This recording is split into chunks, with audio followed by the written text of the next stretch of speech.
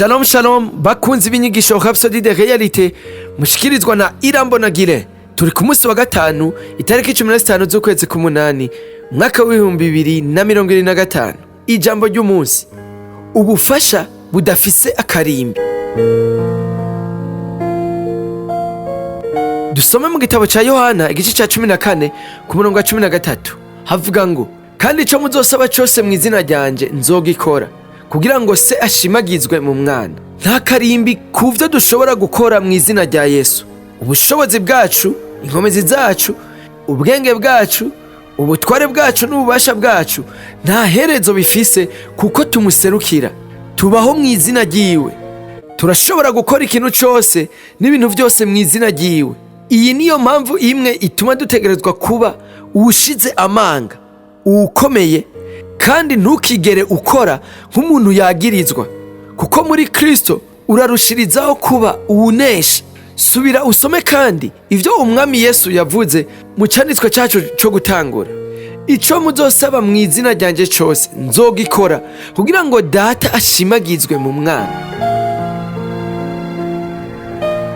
Izina rya Yesu ryonyene niryo rifise ububasha butagira aho bugarukira, ububasha buhindura ibintu bitagira ivyizigiro, kandi bugatuma vyose bishoboka. Mbega izina ntibitangaje! Bibiliya ivuga ati nico catumye Imana imushira hejuru cane, ikamuha rya zina rirengeye ayandi mazina yose, kugira ngo amavi yose azafukame mu izina rya Yesu, ay'ivyo mw'ijuru, ay'ivyo kw'isi, n'ay'ivy'ikuzimu, kandi indimi zose zize zature yuko Yesu Kristo ari uhoraho, ngo biheshe Imana Data wa twese icubahiro. Nguko tubibona mu gitabo c'Abifilipi igice ca 2 uhereye ku murongo w'9 gushika ku murongo wa 11.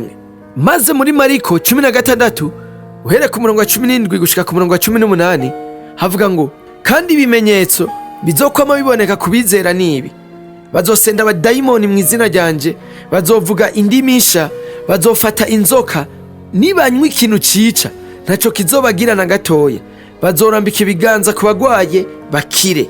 Ibi ni ivy'ubwiza bwuzuye, kuko bisigura ko ataco bitwaye uko biri kose urashobora kuronka igitangaza, intahe mu izina ryiwe. None rero urashobora gutahura igituma Petero yashobora kubwira n'ubushizi bw'amanga umuntu yari amugaye ibirenge, akamutegeka guhaguruka mu izina rya Yesu, maze ibihimba bimugaye bikaronka inkomezi. Soma mu gitabo c'Ivyakozwe n'Intumwa igice ca 3 uhereye ku murongo wa 1 gushika ku murongo w'8. Sekibi ntiyashobora kubihagarika. Uwo mugabo arahaguruka aragenda. Gute? Mu izina rya Yesu.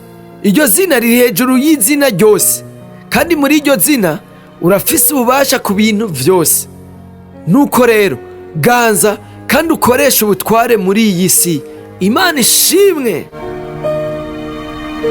Tuja mu gice ca 2 kijanye n'isengesho ry'uno munsi, twisunze ivyo twamaze kwiga.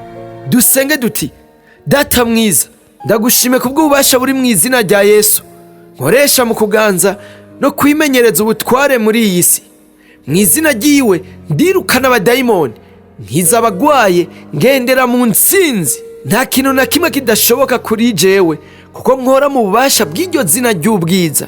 Urakoze cyane ku iteka ryo gukoresha izina rya Yesu no kubaho mu ntsinzi uno munsi. Amen. Reka turangirize ikiganiro cacu Rhapsodie de réalités mu kwatura aya majambo yo kwakira umwami Yesu Kristo mu gusubiramwo ukugukurikira. Mwami Imana, ndizera n'umutima wanje wose ko Yesu Kristo ari umwana w'Imana. Ndemera ko yapfuye ku bwanje, kandi ko Imana yamuzuye mu bapfuye. Ndemera ko ari muzima. Ndatuja akanwa kanje ko Yesu Kristo ari umwami n'umukiza w'ubuzima bwanje kuva uyu munsi.